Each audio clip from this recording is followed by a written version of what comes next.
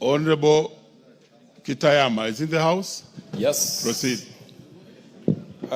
Thank you, Mr. Speaker, for this opportunity. Mr. Speaker, I rise to read the petition, public petition number 10 of 2025, titled Resettlement of the Kuria People in Their Ancestral Land in MUYUYI, Transmara, Narok County. I, the undersigned, on behalf of Munyonge Anahaki, a welfare association of the Kuria people, and also known as the Tende, and residents of Migori County, draw the attention of the House to the following. That the Kuria people historically occupied the area now known as MUYUYI in Transmara, Narok County, referred to as Gutura. And their presence predates that of the Syrian Maasai who arrived later in the 18th century. That the Kuria had lawfully paid 20,000 for 20,000 acres of land in the 1950s following colonial era agreements, and these facts were upheld through historical documents, community testimonials, and court-supervised settlements.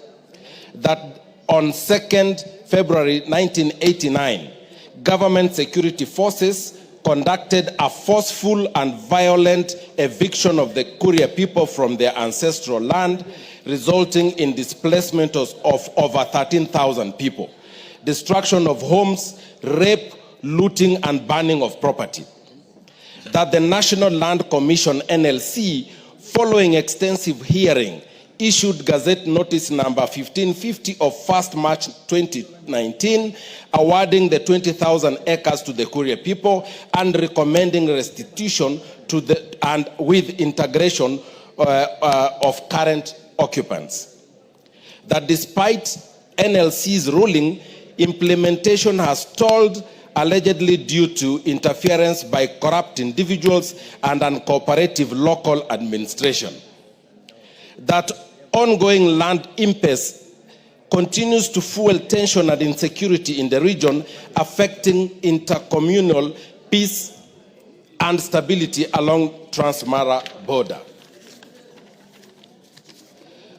That that false narrative have been peddled suggesting that the Kuria people intend to alter county boundaries, a claim which we refuse. They refute and clarify that they only seek land restitution and not boundary alteration. That the displacement and denial of land rights violate key constitutional provisions, including that of Article 40, the right to property, Article 43, right to adequate housing, Article 63, community land, and Article 67(2)(e), land injustice redress, a mandate given by the Constitution to the NLC.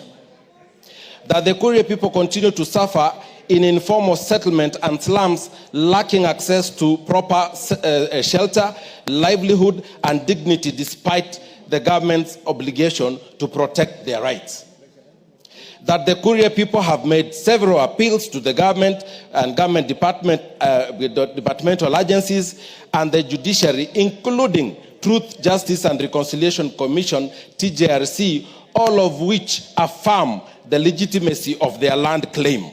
However, all these efforts to address the matter has been futile, and lastly, that the matter in respect of which this petition is made is not pending before any court of law or constitutional or legal body. Therefore, your humble petitioners pray that the National Assembly, through the Public Petitions Committee, 1, engages the Ministry of Lands, Public Works, Housing and Urban Development and other relevant authorities with a view of investigating into alleged irregular, illegal acquisition of lands by private developers and recommend for restitution of the 20,000 acres of land to the Kuria people in line with the ruling made by the National Land Commission 2019. 2, recommend for cancellation of irregular land titles and resurveying of the area to enable proper land adjudication and settlement of all rightful claimants. And 3, recommend that the affected Kuria families be verified, resettled, and adequately compensated, and that resources be allocated to facilitate their dignified return. And make any other recommendation or action it deems fit in addressing the plight of the petitioners. Mr. Speaker, and your petitioners will forever pray. Thank you very much, Mr. Speaker. The Honorable Robert MUYUYI, you want to speak on this petition? Proceed. Yeah, thank you, Mr. Speaker. Mr. Speaker, I stand to support this petition by the honorable member representing the people of Kuria. And Mr. Speaker, you know, the issue of land has been a real thorn in the flesh in this country. In fact, I'll say, Mr. Speaker, not only do we have the TJRC report, it talked about